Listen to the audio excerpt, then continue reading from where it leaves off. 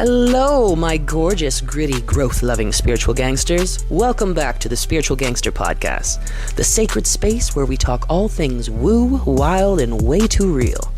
I'm your host, Amanda Pieraldi, your hype woman for healing, your coach for consciousness, and your bestie when your shadow self is acting up. And today, oh honey, today we are going to talk about one of the most underrated, misunderstood, and totally badass spiritual tools out there. Self-compassion.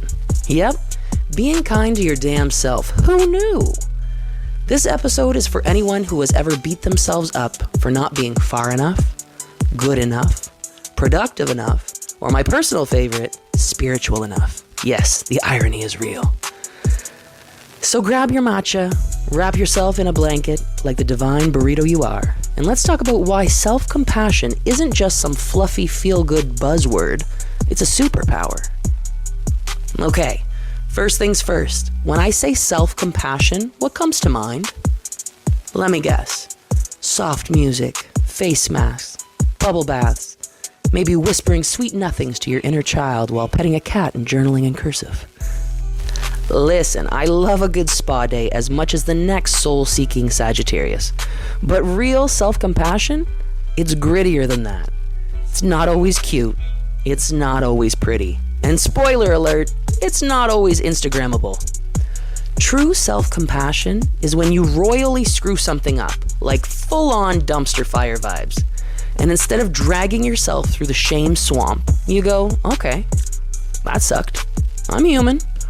I'm learning, and I'm still worthy. Whew, you feel that? That's called healing, babe. That's your soul unclenching.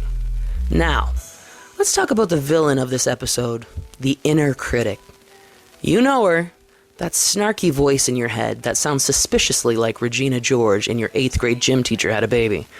She loves to show up when you're already feeling vulnerable. Really? You slept in again? Maybe if you meditated more, you wouldn't feel like a hot mess. Oh look, someone's behind on their goals. What a shock. Yeah, her. Let me tell you something, sis. That voice, she's not the truth. She's trauma in a tracksuit, and she's way louder than she deserves to be. Self-compassion is the voice that gently steps in and says, hey, maybe we don't have to bully ourselves into becoming better people. Maybe we get to grow through love instead of shame.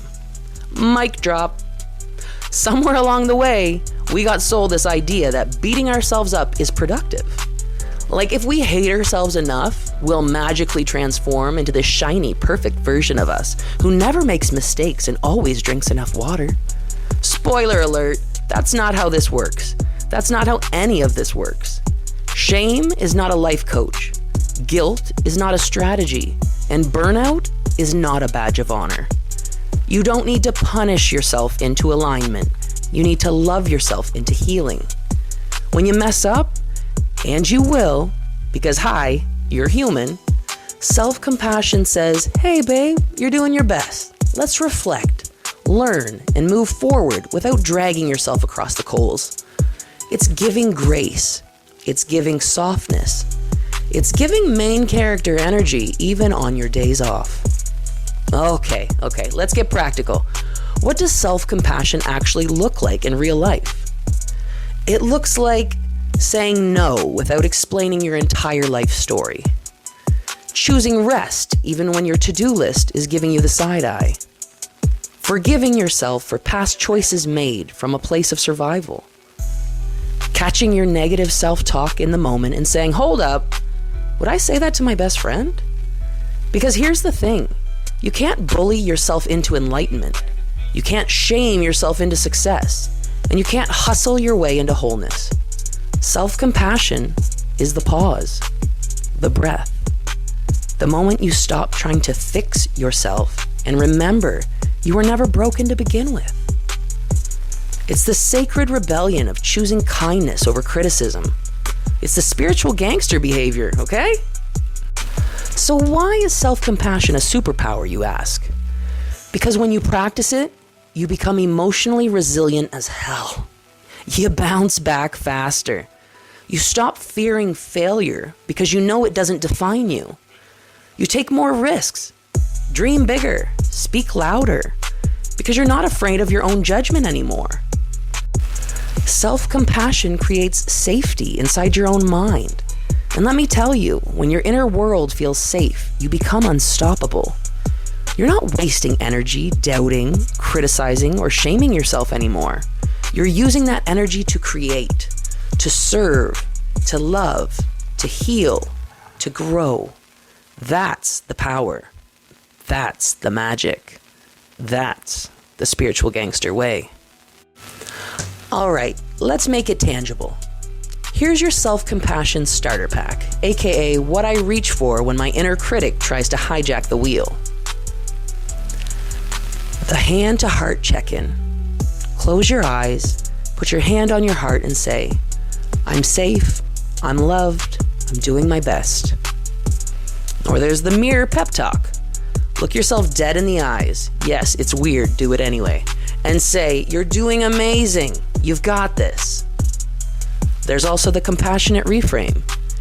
Catch a self-critical thought and flip it. I'm so lazy becomes, I'm honoring my body's need for rest today. There's the voice note to self. Record a message to yourself like you would to your best friend on a hard day. Then play it back when you need it.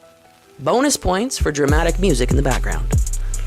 There's also the post screw up hug. When you mess up, don't spiral. Just say, okay, that happened. What's the kindest thing I can do for myself right now? Self-compassion isn't a one-time thing.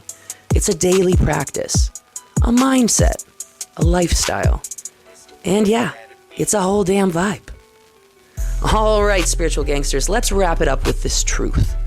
The world doesn't need more perfect people. It needs more compassionate ones. You being gentle with yourself isn't weak. It's revolutionary. You giving yourself grace isn't an excuse. It's empowerment. You choosing love over judgment, that's some high-frequency divine energy right there. So the next time your inner critic starts talking shit, just smile and say, thanks for your input, but I'm choosing self-compassion today. You've got this. You're worthy, and you're so much more than your productivity or your past. Thanks for hanging out with me today, you magical masterpiece. If this episode gave you life, send it to your favorite overachiever, leave a review, and tag me at the Spiritual Gangster Pod on Instagram so I can remind you of how amazing you are. Until next time, stay soft, stay sassy, and remember, self-compassion is your superpower.